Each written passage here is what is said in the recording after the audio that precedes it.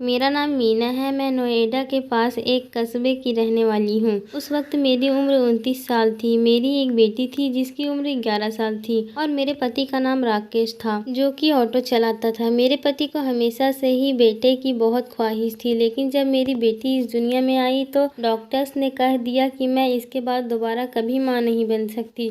बच्चे की और माँ की जान बच गई, यही काफ़ी है। मेरे पति ने सबके सामने कह दिया था कि अब ये दोनों भी मेरे किसी काम के नहीं हैं। मैंने शादी इसलिए कम उम्र में की थी कि जल्दी मेरा बेटा पैदा हो जाएगा तो मेरा साथ खड़ा होगा, क्योंकि मेरा तो कोई सगा भाई भी नहीं था। लेकिन इस औरत ने तो मेरी सारी उम्मीदें ही तोड़ दी। अब मैं इससे छुटकारा पाकर जल्द से जल्द दूसरी शादी करूंगा। पर 12 साल हो गए, मेरे पति ने मुझे अभी तक नहीं छोड़ा और ना ही किसी से दिल लगी। इसलिए नहीं कि वह मेरे साथ बहुत ही ज़्यादा वफादार था, बल्कि इसलिए क्योंकि उसे पता था कि उसे अब कोई भी अपनी बेटी का रिश्ता नहीं देगा।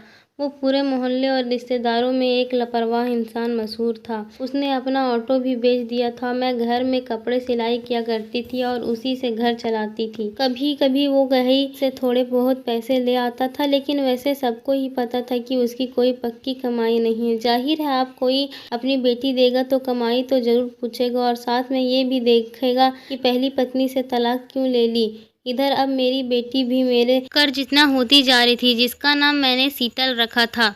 बहुत ही ज़्यादा खूबसूरत, दुबली पतली, और यह बड़ी ही अजीब बात थी कि हमारे खानदान में यह पहली लड़की थी जिसका रंग भी बहुत ज़्यादा गोरा था। लेकिन मेरी बेटी बहुत ज़्यादा मासूम थी, क्योंकि मैंने सारी ज़िंदगी उसे अपने सीने से लगाकर छुपा कर रखा, यह सोचकर कि मेरी एक बेटी है, दोबारा कोई बच्चा नहीं हो सकता। अगर उससे भी कुछ हो गया तो मैं बे औलाद हो जाऊंगी। इसलिए मैंने उसे सारी ज़िंदगी ज़रूरत से ज़्यादा ही हिफाजत से पाल कर रखा था। और उसका नुकसान ये हुआ था कि वो ज़रूरत से ज़्यादा ही मासूम थी। उसे किसी बात का पता ही नहीं था। मैं उसको लड़कियों के साथ खेलने जाने के लिए भी नहीं छोड़ती थी।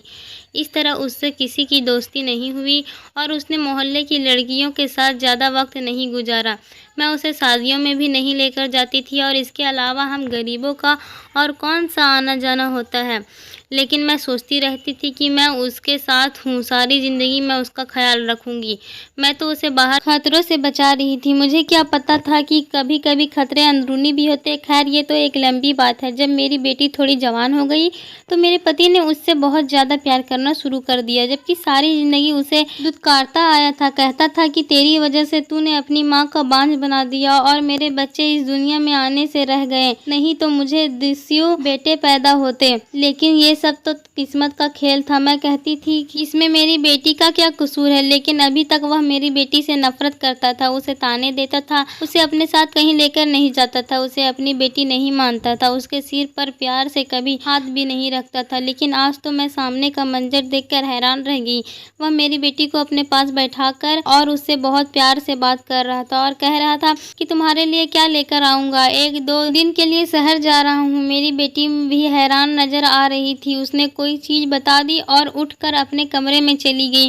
मैंने अपने पति से कहा कि क्या बात है, आजकल बहुत प्यार रहा है अपनी बेटी पर। तो कहने लगा कि बस अब मैं बूढ़ा हो गया हूँ और मुझे एहसास हो गया है कि हमारे बुढ़ापे का सहारा है। मैं भी तो पागल था, बस यही सोचता था कि नस्ल बढ़ जाएगी, लेकिन अगर ये मेरे नसीब में ही नहीं है तो मैं क्या कर सकता हूँ। मैंने तेरे साथ नहीं, ऊपर वाले के साथ जिद लगाई थी और ईश्वर के साथ जिद नहीं लगानी चाहिए। अभी ये मेरी बेटी है और मैं इससे बहुत ज़्यादा प्यार करूँगा।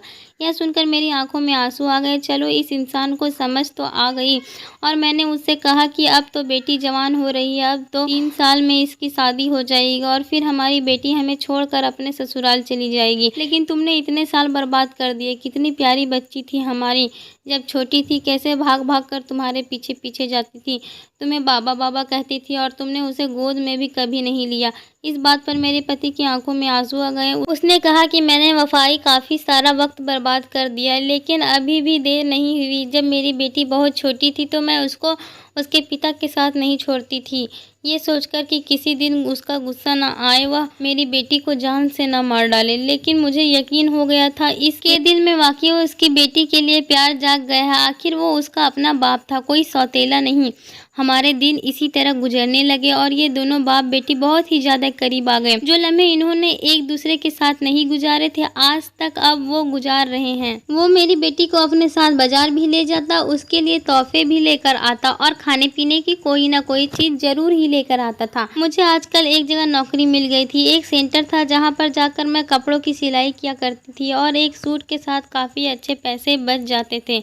मैं घर में कपड़े सीती थी तो घर के कामों में लग जाती थी, लेकिन वहाँ पर जाती तो दिमाग सिर्फ काम की तरफ ही लगा रहता था। पहले मैंने ये काम करने से इनकार कर दिया था, लेकिन अब सोचा कि मेरे पति देव खाली ही तो है मेरी बेटी का ख्याल रखने के लिए। जवान बच्ची को घर में अकेला छोड़कर तो नहीं जा सकती थी, लेकिन आजकल घर के हालात कुछ और ही थे। इसलिए मैंने सोचा कि मैं यह काम कर लेती हूँ और मैं यह काम करने के लिए रोज़ जाती थी। शाम को जब घर वापस आती तो मेरी बेटी मुझे रोज़ खुशी-खुशी बताती थी कि आज पापा ने मुझे ये चीज़ ला कर दी, आज वो मेरे लिए सूट लेकर आए और आज हम सैर करने गए थे।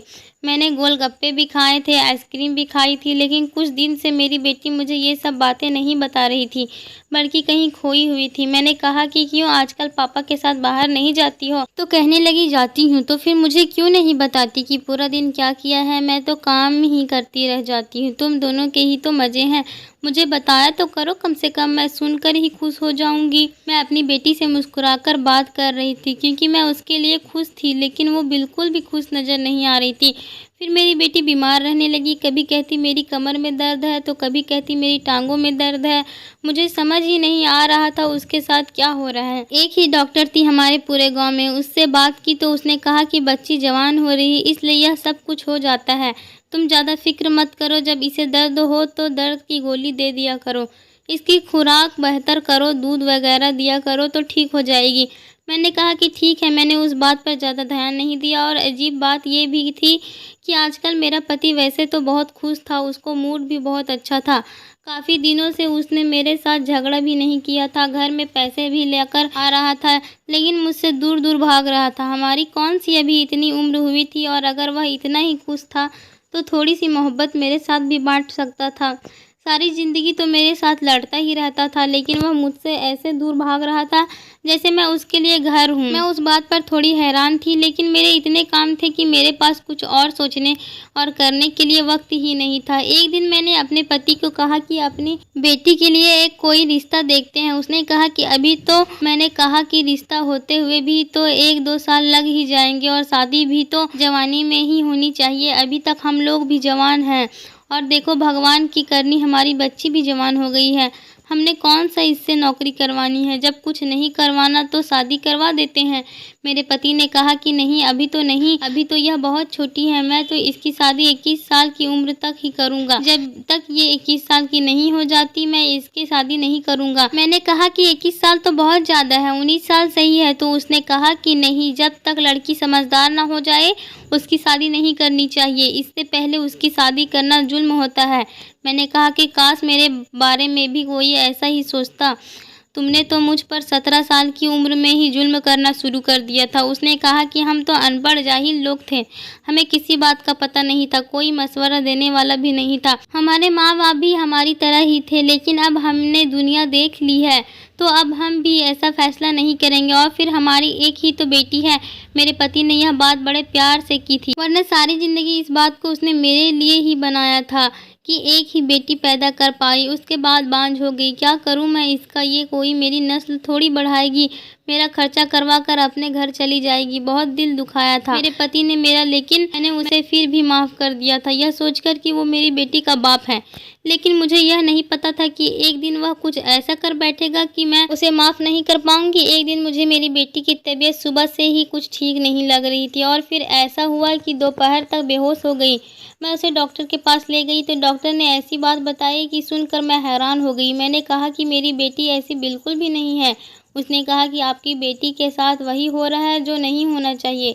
मैं अपनी बेटी को घर लेकर आई और फिर उसके मुंह पर थप्पड़ मार के पूछा कि तूने किसी के साथ कोई चक्कर तो नहीं चलाया। वह मेरे पैरों में गिरकर रोने लगी कि मैंने ऐसा कुछ भी नहीं किया माँ। फिर उसने मुझे ऐसी बात बताई कि आज ऐसा लगा कि जैसे आसमान मेरे सर पर गिर गया हो, मेरे पैरों के नीचे जमीन ही ना हो और दुनिया के सारे पत्थर मुझे लग रहे थे। मेरी आंखें भर गई। मैंने अपने आप को कमरे में बंद कर लिया और 3 घंटे के बाद बाहर निकली और बेटी से पूछा, ये झूठ तो नहीं बोल रही? उसने कहा कि सच बोल रही हूँ माँ, मेरी बात का यकीन कीजिए। फिर रात को मेरे पति ने ऐसा मंजर देखा कि वह हैरान रह गया। मैंने अपनी बेटी को अपने कमरे में सुलाना शुरू कर दिया।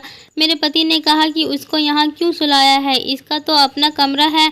मैंने कहा कि अब से यही सोएगी। उसने कहा कि फिर मैं कहाँ जाऊँ? तो मैंने उससे कहा कि तुम्हारी जहाँ मर्जी वहाँ चले जाओ। मेरे पति ने कहा कि तुझे क्या हो गया है, तूने अपना मुंह क्यों बना रखा है? मैंने कहा कि मैंने मुंह नहीं बनाया, मैं अपनी बेटी को गले से लगाकर ही सोऊंगी। और अभी भी मेरी आंखों से आंसू निकल रहे थे। अगले दिन से मैंने काम पर भी जाना छोड़ दिया था और फिर से घर में ही कपड़े सीने लगी। मेरे पति ने कहा कि काम पर क्यों नहीं जा रही? तो मैंने कहा कि काम छोड़ दिया।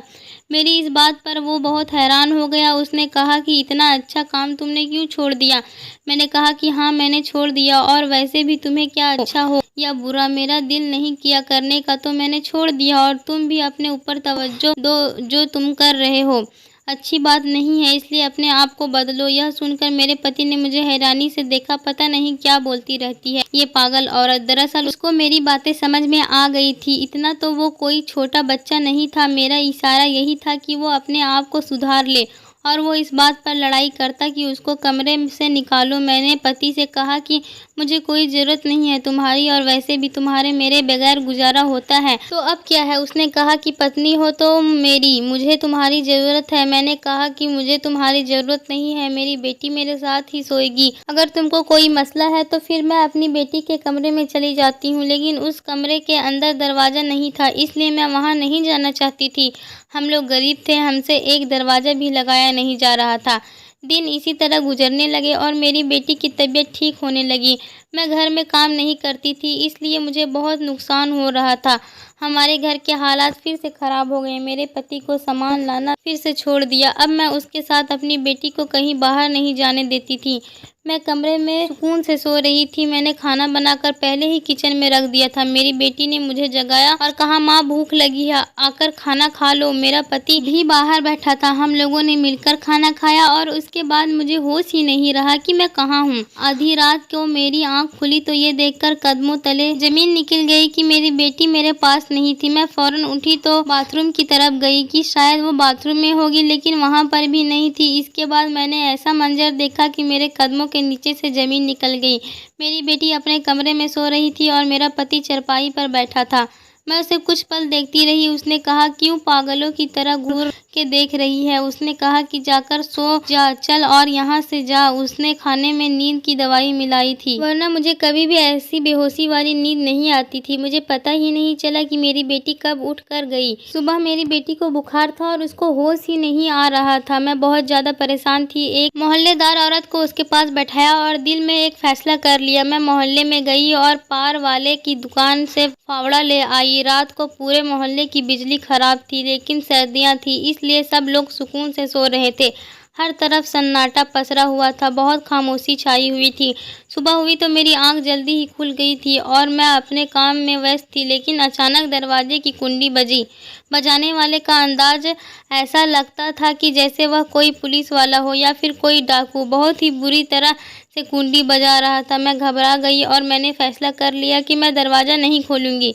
मेरी बेटी भी उठ गई और उसने कहा कि माँ, क्या हो रहा है और आप क्या कर रही हैं? ये आंगन क्यों खुदा पड़ा है और पापा कहाँ हैं? मैंने कहा कि उस आदमी को पापा कहने की जरूरत नहीं है। मेरी बेटी ने मुझे देखा तो उसके मुंह से चीख निकल गई। उसने कहा कि आपके कपड़े पर क्या लगा हुआ है? मैंने कहा कि पागल, ये तो बाथरूम में गिर गई थी ना, इसलिए कई जगह चोटें लग गई है और यही वजह है कि मेरे कपड़ों पर ये सब लगा है। तुम घबराओ नहीं, मैं तेरी माँ हूँ ना, मैंने सब कुछ ठीक कर दिया है। लेकिन बाहर बार बार कुंडी बज रही थी। उसने कहा कि दरवाज़ा पर कौन है और यह हमारे घर का दरवाज़ा क्यों तोड़ रहे हैं?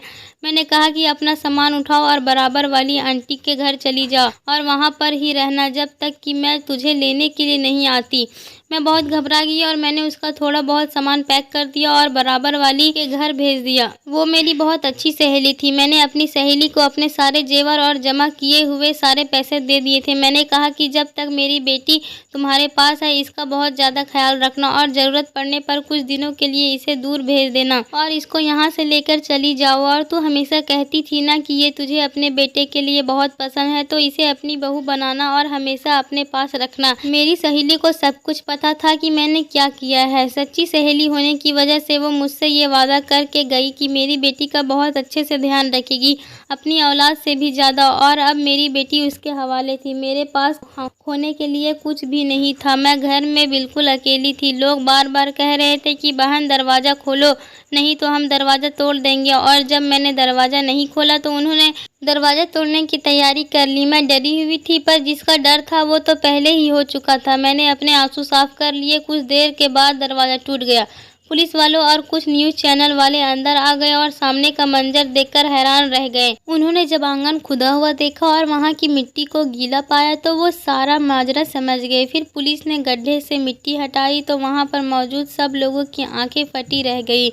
मैं बिल्कुल ऐसे ही खड़ी थी कि जैसे कुछ हुआ ही ना हो। वो मुझे हैरान होकर देख रहे थे। लेडी कांस्टेबल ने मुझे पकड़ लिया और मैंने कहा कि मुझे कोई अफसोस नहीं है। पूरे मोहल्ले में यह बात फैल गई थी।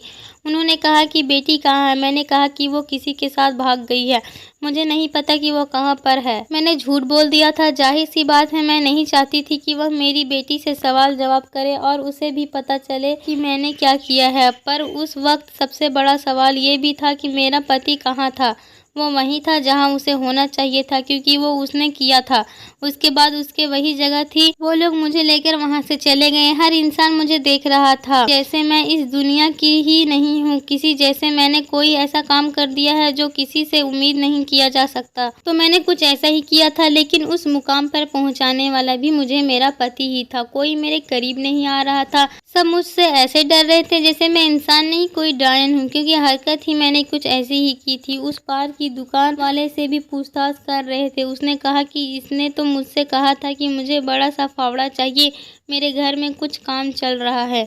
मुझे क्या पता था कि यह औरत ऐसा करेगी। मोहल्ले वाले भी कह रहे थे ये तो बड़ी अच्छी औरत है, सारे मोहल्ले के कपड़े सीती थी, अच्छी भली थी, बिल्कुल किसी के साथ ना कोई लड़ाई ना कोई झगड़ा, इसका तो ऐसा कोई मसला ही नहीं था। पता नहीं इसको क्या हो गया। हम लोग तो खुद हैरान हैं। और इसकी बेटी भी कहाँ है, हमें ये भी नहीं पता चला। मेरी सहेली ने बयान दिया कि मैं उसके दोस्त हूँ और पता नहीं ये सब कुछ कैसे हुआ। उसने मेरी बेटी को कहीं छुपा दिया था और ये उसका बहुत बड़ा एहसान था मुझ पर। इसके बाद मुझसे एक मीडिया वाली लड़की ने बहुत प्यार से पूछा कि आपने आखिर ऐसा क्यों किया, अपने ही पति को मारकर उसको इस गड्ढे में दबाकर आपको क्या मिला। लेकिन मैं बोल पड़ी। मैंने कहा कि कोई भी औरत ऐसा क्यों करेगी। भला तुम तो पढ़े लिखे हो, तुम्हें तो पता होगा कि कोई इस मुकाम तक कैसे पहुंचता है। वह इंसान इसी काबिल था और मैंने कसम खाई थी कि उसका यही अंजाम करूंगी, क्योंकि वह अपनी बेटी के साथ ही गलत संबंध बनाता था, मेरी बेटी के साथ गंदी हरकतें करता था। मुझे लगा कि उसकी मोहब्बत जाग गई है,